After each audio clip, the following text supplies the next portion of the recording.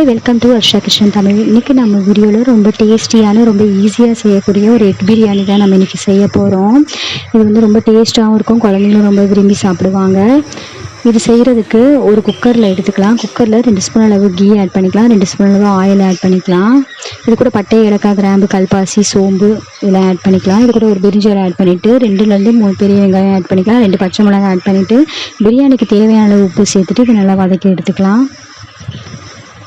வெங்காயம் வந்து நல்லா வதங்கி ஒரு கண்ணாடி பதத்துக்கு வந்தோடனே 1 ஸ்பூன் அளவு இஞ்சி பூண்டு பேஸ்ட்டு நம்ம இதில் ஆட் பண்ணிக்கலாம். இதையும் சேர்த்து நல்லா நம்ம வதக்கி எடுத்துக்கலாம். இப்போ வெங்காயம் எல்லாமே நல்லா வதங்கிடுச்சு. நம்ம இதில் வந்து 2 தக்காளி ஆட் பண்ணிக்கலாம். தக்காளி வந்து நல்லா தண்ணி விட்டு நல்லா வதங்குற வரைக்கும் இந்த மாதிரி நல்லா வதக்கி எடுத்ததுக்கப்புறம் இப்போ பிரியாணிக்கு தேவையான மசாலா நம்ம சேர்த்துக்கலாம். 1 ஸ்பூன் அளவு சில்லி பவுட்ரு, 1 ஸ்பூன் அளவு காஷ்மீர் சில்லி பவுட்ரு, 1 ஸ்பூன் அளவு மஞ்சள் தூள், கரம் மசாலா தூள், மல்லித்தூள் ஆட் பண்ணிக்கிட்டான்.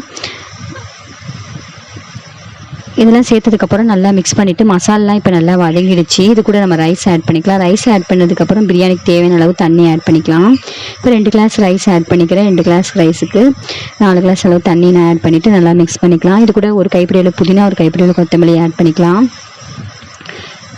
இப்போ இதை மூடி போட வேணாம், நல்லா நுரக்கட்டி நல்லா வர வரைக்கும் நம்ம வெயிட் பண்ணலாம். இந்த மாதிரி நுரக்கட்டி நம்ம வந்தவுடனே இதில் வந்து நம்ம முட்டை பிரியாணிக்கு எத்தனை முட்டை நீங்கள் போட விரும்புங்களோ அத்தனை முட்டையை நீங்கள் வந்து உடச்சி இந்த மாதிரி ஊற்றிக்கலாம். ஊற்றுனதுக்கப்புறம் நம்ம வந்து கிளறி விடலாம் கூடாது. இப்போ நான் ஒரு 3 முட்டை உடச்சி ஊற்றிட்டேன். குக்கரில் மூடிட்டு ஒரு 3 விசில் வரைக்கும் வேக வச்சு எடுத்துட்டிங்கன்னா சூப்பரான சிம்பிளான எக் பிரியாணி வந்து ரெடி ஆயிடுச்சு. நீங்கள் சட்டுன்னு ஏதாவது சூடாக செஞ்சு சாப்பிட்ணும் போல் இருக்குன்னா இந்த பிரியாணி ட்ரை பண்ணி பாருங்கள். ரொம்ப சூப்பராக ரொம்ப டேஸ்ட்டாக இருக்கும். இந்த மாதிரி குக்கிங் வீடியோஸ் பார்க்குறதுக்கு வர்ஷா கிச்சன் தமிழை சப்ஸ்கிரைப் பண்ணிக்கோங்க, லைக் பண்ணிக்கோங்க, ஷேர் பண்ணிக்கோங்க. தேங்க்யூ.